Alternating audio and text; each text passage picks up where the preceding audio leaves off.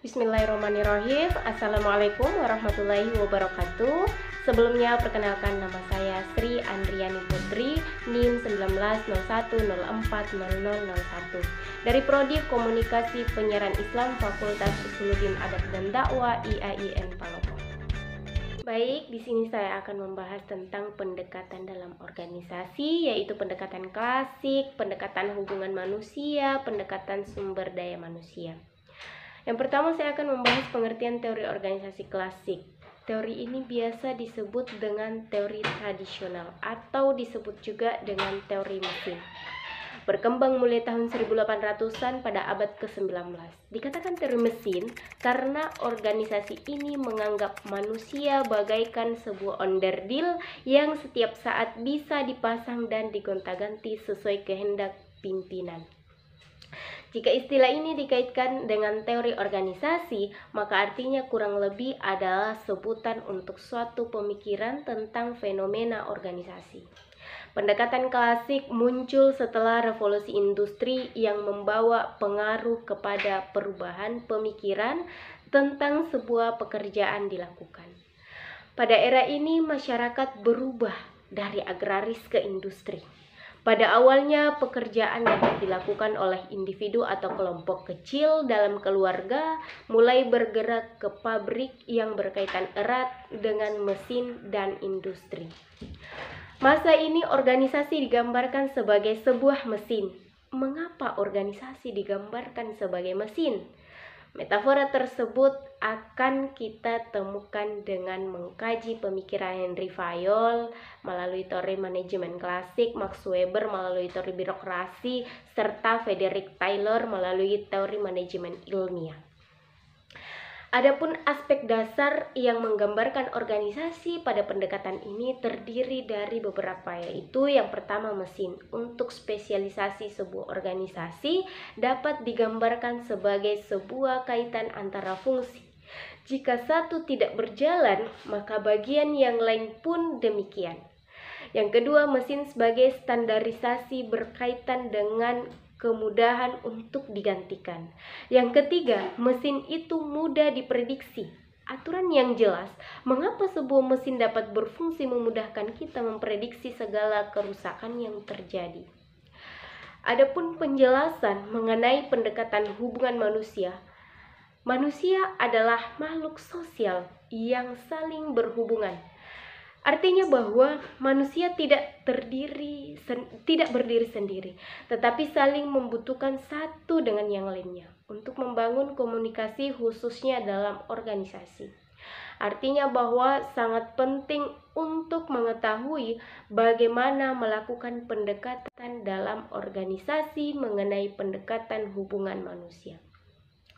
Tentunya sebagai makhluk sosial perlu membangun hubungan yang baik sesama manusia. Menurut penelitian Hawthorne, berhubungan manusiawi merupakan istilah umum yang sering dipakai untuk menggambarkan cara interaksi manajer dengan bawahannya secara manusiawi. Asumsinya, jika manajer personalia memotivasi pekerja dengan baik, maka hubungan manusiawi dalam organisasi pun menjadi baik. Dalam menutupi berbagai kelemahan gerakan manajemen ilmiah, kemudian tumbuh gerakan human relation yang dipelopori oleh Elton Mayo dan kawan-kawan. Dari hasil penelaah mereka terhadap kaum buruh pabrik, Hawthorne dapat disimpulkan bahwa unsur-unsur manusiawi perlu diperhatikan. Misalnya, perhatian pimpinan pada buruh membangkitkan rasa memiliki sebagai anggota perusahaan, rasa solidaritas dalam kehidupan organisasi, pergaulan informal, dan sebagainya. Teori human relation ini tidak sekedar untuk memperhatikan manusia, tetapi juga membuat sekelompok manusia untuk bergairah. Adapun unsur-unsurnya yaitu yang pertama, komunikasi yang efektif. Yang kedua, rasa tanggung jawab yang tinggi. Yang ketiga, menyadari adanya kepemimpinan dalam anggota kelompok itu, baik secara formal maupun informal. Yang keempat, menyadari adanya peranan dan tanggung jawab sebagai anggota. Yang kelima, adanya pertumbuhan norma-norma kelompok yang dapat mempengaruhi pola perilaku anggotanya. Yang keenam, adanya pengambilan keputusan yang didasarkan pada konsensus kelompok. Selanjutnya, saya akan menjelaskan pendekatan sumber daya manusia dalam organisasi. Ada 7 pendekatan manajemen sumber daya manusia atau MSDM. Sumber daya manusia adalah kombinasi antara bakat dan keterampilan. Beberapa di antaranya adalah bawaan dari lahir dan keterampilan lain yang mereka peroleh melalui pembelajaran dan pendidikan. Yang pertama, pendekatan strategis.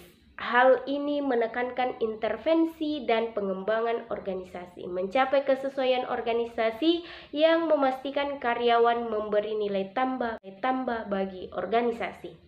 Yang kedua, pendekatan manajemen. Faktanya, manajemen tidak lain adalah mengatur orang-orang di tempat kerja. Selanjutnya, manajer di semua tingkatan bertanggung jawab untuk mengelola karyawan atau bawahannya. Yang ketiga, pendekatan sumber daya manusia. Manusia adalah makhluk hidup yang memiliki banyak potensi dan kemampuan intelektual. Penting untuk memperhatikan orang dengan hormat dan bermartabat. Yang keempat, pendekatan komoditas. Orang adalah komoditas. Mereka dipandang sebagai roda penggerak mesin. Pendekatan ini memandang orang sebagai manusia ekonomi. Yang kelima, pendekatan proaktif. Manajer SDM harus mengantisipasi tantangan atau masalah sebelum muncul. Seperti halnya pepatah mengatakan bahwa mencegah lebih baik daripada mengobati. Yang keenam adalah pendekatan reaktif. Hal ini terjadi ketika para pembuat keputusan menanggapi masalah. Jika upahnya hanya reaktif, masalah dapat bertambah dan peluang pun mungkin terlewatkan dan organisasi mungkin menderita kerugian. Yang ketujuh atau yang terakhir yaitu pendekatan sistem.